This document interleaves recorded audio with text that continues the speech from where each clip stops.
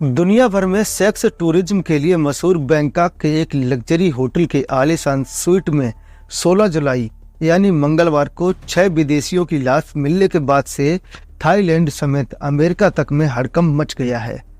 पूरे एक दिन बंद रहने के बाद खोले गए होटल के स्वीट से 6 लोगों की लाशें जब पुलिस ने देखी तो उनके मुंह से सफेद झाग निकल रहा था।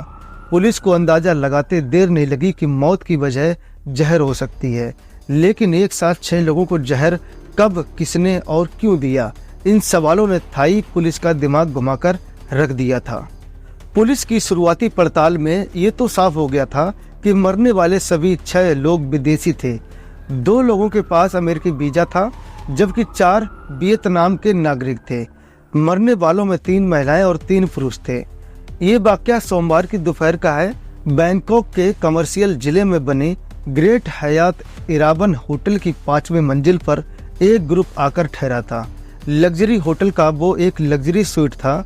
जब ये 6 लोगों का ग्रुप अपने स्वीट में पहुंचा तो खाने के साथ साथ अंग्रेजी चाय का आर्डर दिया गया था और उस आर्डर के बाद उस कमरे को ना तो किसी ने खुला देखा और ना ही किसी को कमरे से निकलते या भीतर जाते देखा।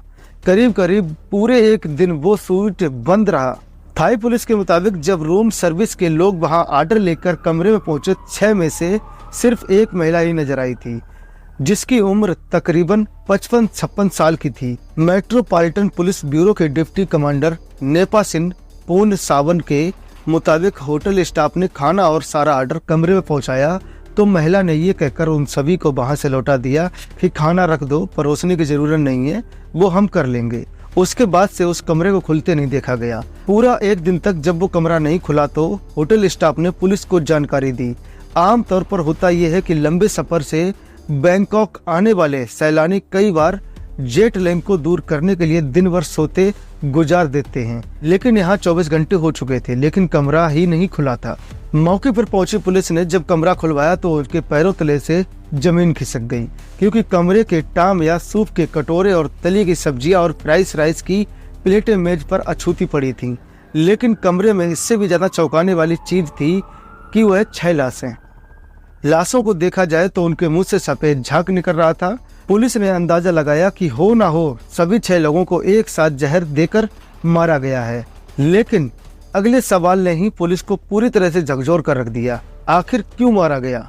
इसी बीच इस वाक़ये की खबर थाईलैंड के प्रधानमंत्री श्रेथा थाविसिन तक पहुंची तो वो फौरन सारा काम काज छोड़कर मौके पर जा पहुंचे।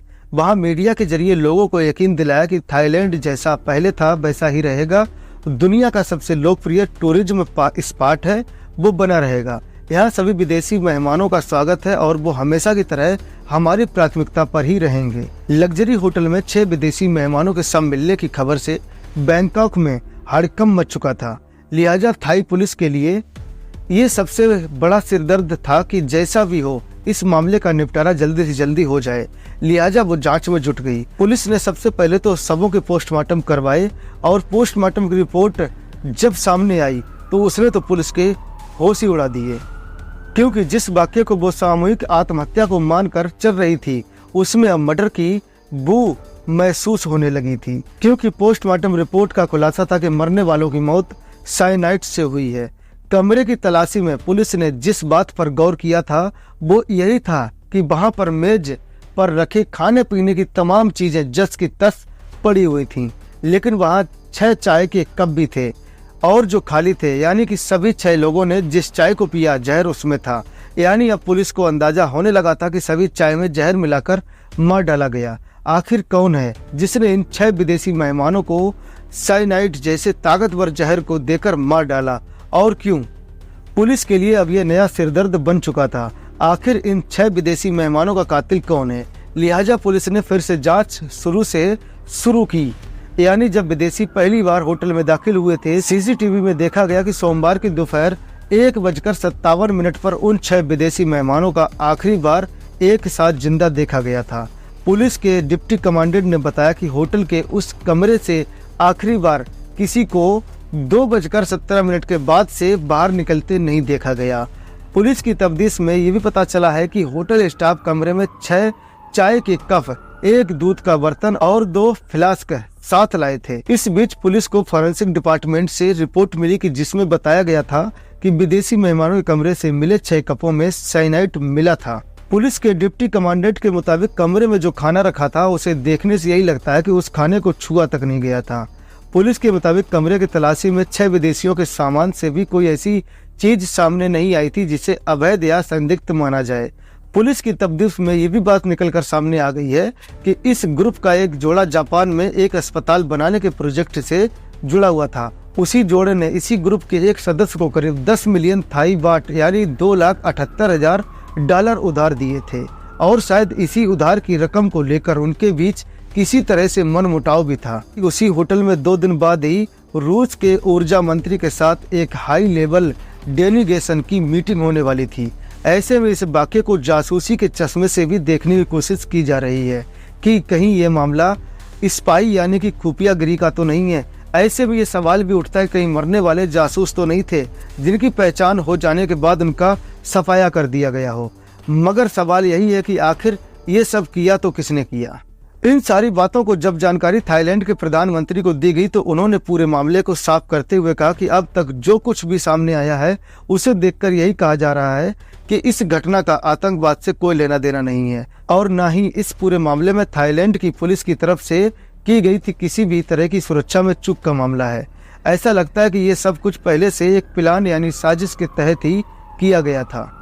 इस मामले में पुलिस अब उस 7वें शख्स की तलाश कर रही है जो इस ग्रुप के साथ होटल की लॉबी में नजर आया था और जिसने इन 6 लोगों के होटल में बुकिंग करवाने में मदद की थी।